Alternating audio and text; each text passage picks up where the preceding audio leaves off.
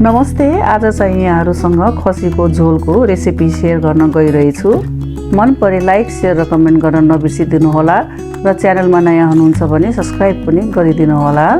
र यो रेसिपीको लागि मैले 3 पाउ खसीको मासु, अलिकति तोरीको तेल, पिसेको जिरा, धनिया, लसुन र अदुवा हालेको मसला, 3 वटा मिडियम साइजको प्याज, स्वाद अनुसार नुन, हर्दी र 1 सानो चम्मच रातो धुलो खुर्सानी लिएकी छु। पहिला कुकरलाई तताएर चाहिने जति तेल हाल्ने र तेल तातिसकेपछि प्याजलाई हालेर मिडियम फ्लेममा खराउने। प्याजलाई हामीले रातो हुन्जेल भुट्ने।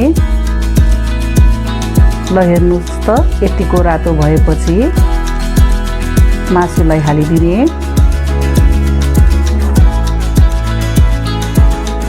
अब मासुलाई चलाउँदै 3-4 मिनेट भुट्ने।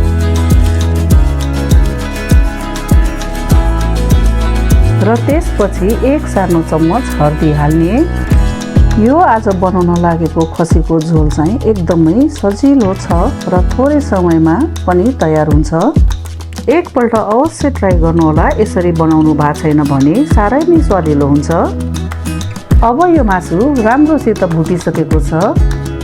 यसमा म मसला हाल्न गइरहेकी छु।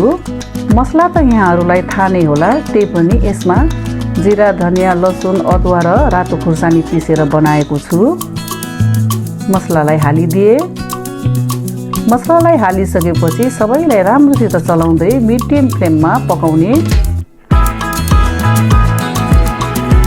र मसला उब्रेको छ भने पानी हालेर त्यही मासुमाथि हालिदिने। अब यसमा स्वाद अनुसार नुन हाल्ने र थोरै पानी हालेर एकछिन मजाले चलाउँदै पकाउने। अब मासु पकाएको 20 मिनेट हुन लाग्यो र यसबाट तेल पनि छुटिन सुरु भइसकेको छ। फेरि 1-2 पल्ट चलाउने। आज चाहिँ मैले झोल बनाएको हो र झोलको लागि चाहिने जति पानी हाल्ने र 1 पल्ट चलाउने। मैले चाहिँ यतिको हालेको छु। त्यसपछि रातो धुलो खुर्सानी हाल्ने। यहाँहरूले कतिको पिरो खानुहुन्छ त्यही अनुसार खुर्सानी हाल्नुहोला। र अब कुकरको ढक्कन लगाएर 4-5 सिटी लाग्न दिने।